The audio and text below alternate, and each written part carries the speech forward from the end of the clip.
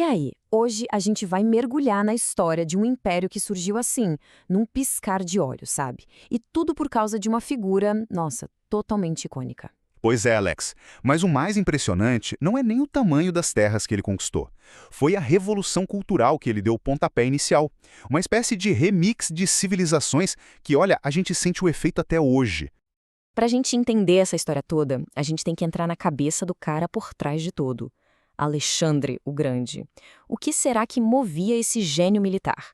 Qual era a inspiração dele? E a resposta, olha, talvez surpreenda muita gente. Era um livro. É sério. O historiador Plutarco conta que Alexandre era simplesmente obcecado pela Ilíada. Para ele não era só uma historinha de heróis, não. Era um manual de como ser um líder, de estratégia. Aquiles era o ídolo máximo dele. E não era uma cópia qualquer que ele pegou na estante. Ele carregava uma edição especial toda anotada pelo tutor dele. E, falando em tutor, essa talvez tenha sido a maior influência da vida do Alexandre. Exatamente, porque o tutor dele não era um professor qualquer, era ninguém menos que Aristóteles. Sim, o filósofo, uma das mentes mais brilhantes que já existiu. Imagina só ter aula particular com Aristóteles. Essa educação toda deu para o Alexandre muito mais que conhecimento, deu para ele uma missão. Ele não queria só conquistar terras, ele queria levar a cultura grega que ele tanto amava para o mundo todo. Era quase um projeto de vida na cabeça dele. E ele botou essa missão para jogo numa velocidade surreal. Em pouco mais de 10 anos, ele saiu da pequena Macedônia e criou um império gigantesco. A gente está falando de um território que ia da Grécia até a Índia, passando pelo Egito, pela Pérsia. Para a história, isso foi literalmente um estalar de dedos. E aí, no pico do poder dele, acontece o que ninguém esperava. Alexandre morre. Do nada, com só 32 anos de idade. E o pior, sem deixar um herdeiro, sem um plano para o que viria depois. Imagina o caos, um império gigantesco de uma hora para outra, sem ninguém no comando. Essa é a grande pergunta, né? Porque o império físico, o mapa, se desfez bem rápido. Os generais deles saíram na briga e dividiram tudo. Mas a onda de choque cultural que ele começou, essa estava só começando. E é aqui que a história fica boa de verdade. A gente está falando do nascimento do que chamamos de helenismo. O nome vem de uma palavra grega, helenizain, que quer dizer, basicamente, tornar grego. Só que não foi tão simples assim, né? De jeito nenhum. Não foi tipo, agora todo mundo vai ser grego e pronto. A cultura grega não chegou para apagar o que já existia. Foi muito mais uma fusão, sabe? Um grande remix cultural. Isso mesmo, foi uma época de muita troca.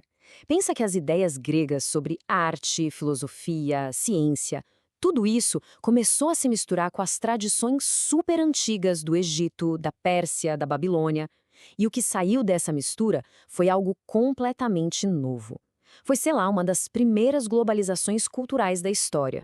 E essa fusão fica super clara quando a gente olha para a arte da época. Pega o Egito helenístico, por exemplo.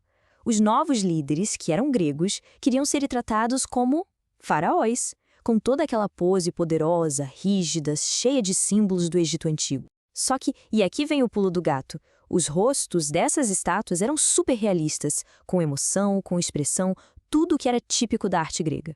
Então, numa peça só, você tem o poder simbólico egípcio e o individualismo realista grego. É a mistura perfeita de dois mundos. E essa valorização da cultura grega vinha do próprio Alexandre. Tem uma história ótima que mostra isso. Um dia ele foi conhecer o filósofo Diógenes.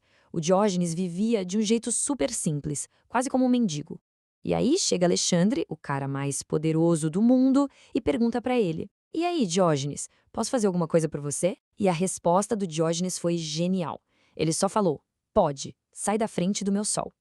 Imagina, qualquer outro rei ia ficar furioso, né? Mas o Alexandre, ele achou incrível. Depois ele comentou com os amigos: "Se eu não fosse Alexandre, eu queria ser o Diógenes." Isso mostra o quanto ele respeitava a filosofia. Para ele, sabedoria era tão importante quanto o poder.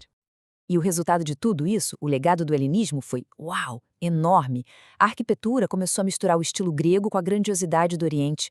As esculturas ficaram muito mais dramáticas, super realistas, mostrando emoção de verdade, bem diferente daquela perfeição mais fria da Grécia clássica. Na ciência e na filosofia, então, nem se fala. Foi uma explosão, surgiram novas formas de pensar, como o estoicismo e o epicurismo, apareceu gente como Euclides, o pai da geometria, e o coração de tudo isso era a cidade de Alexandria, no Egito, com aquela biblioteca que era um sonho, ter todo o conhecimento do mundo em um só lugar. E aí que entra o efeito dominó da história. Porque, ok, o Império do Alexandre acabou. Mas a cultura helenística continuou. E quem veio depois e dominou tudo? Os romanos. Eles chegaram, conquistaram, mas ficaram tão fascinados com aquela cultura que basicamente absorveram tudo. Exatamente. Roma foi a grande ponte.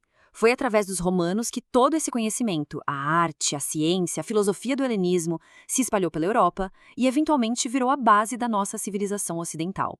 Ou seja, muito do que a gente acha que é nosso hoje, na verdade, nasceu lá atrás, nessa grande mistura. É isso. No fim das contas, o império de terras dele durou pouco. Mas ao juntar o Ocidente com o Oriente, ele criou uma das primeiras culturas globais da história. E esse legado, sim, dura até hoje.